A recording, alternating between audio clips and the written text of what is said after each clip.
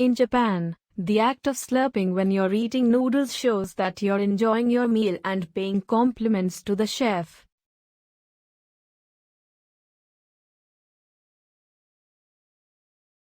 Slurping noodles is considered polite in Japanese culture. In a country known for its strict customs and manners, one particular dining rule continues to baffle visitors. Contrary to conventional table manners, loudly slurping noodles is considered good manners.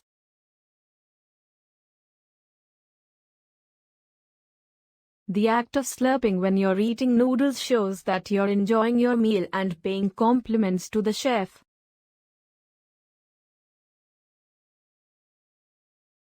Slurping also has a scientific purpose, which means that it enhances the flavor of noodles, especially soba. Soba, which is a traditional meal called buckwheat noodles in Japan, normally does not have a strong taste on its own.